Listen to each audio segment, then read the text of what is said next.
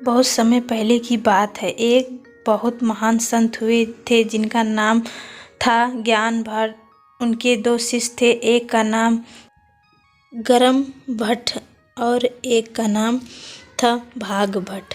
एक दिन गरम भट्ट और करम बड़ा है या भाग कर्मा भट्ट कर्म को बड़ा मानता था, लेकिन भाग भट्ट भाग को बड़ा मानता था। बहस इतनी बढ़ गई कि उन दोनों को अपने गुरु के पास जाकर के इसका उत्तर मांगना पड़ा। उनके गुरु ज्ञान भट्ट ने उन्हें कहा कि मैं इसका उत्तर तुम्हें ज़रूर दूंगा। अगली सुबह तुम दोनों मुझे मेरी कुटिया के आगे मिलना। ऐसे कहा कर के ज्ञान भट्ट ध्यान लगाने को चले गए। अगले दिन सूर्य उदय होने के बाद कर्म भट्ट और भाग भट्ट अपने गुरु के कुटिया के आगे खड़े हो गए।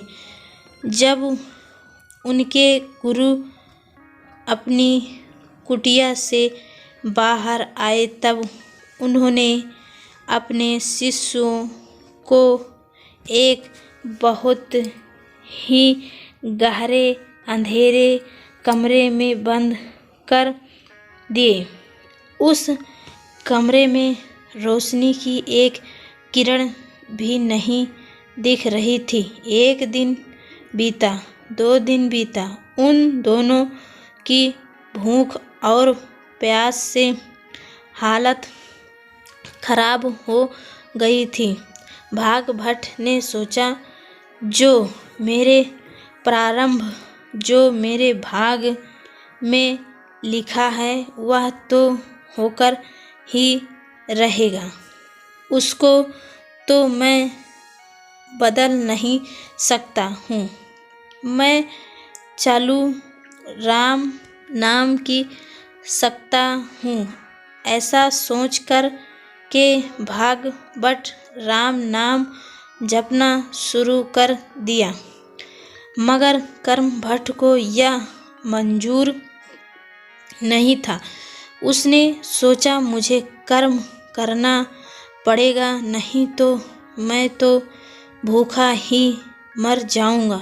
तो वह खड़ा होकर गया और उसने उस अंधेरे कमरे में खाने पीने की तलाश शुरू की।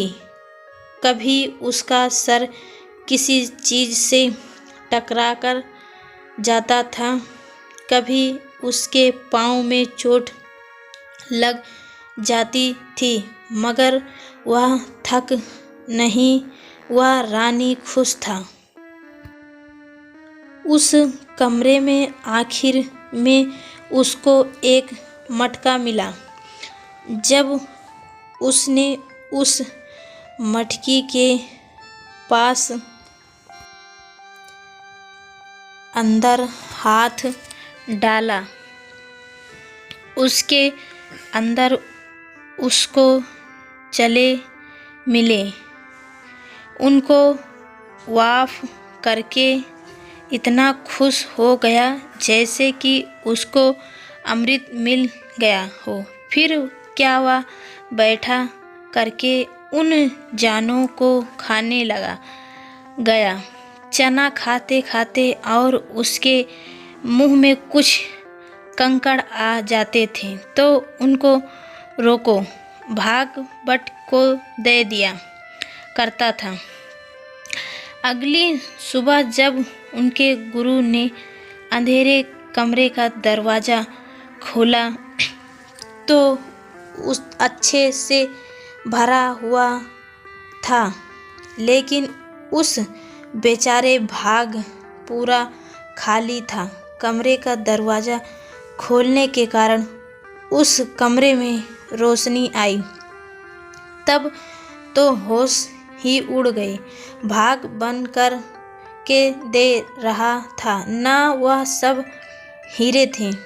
इस कहानी से आप क्या सीखें, इसको मेरे को कमेंट करके ज़रूर बताएंगे।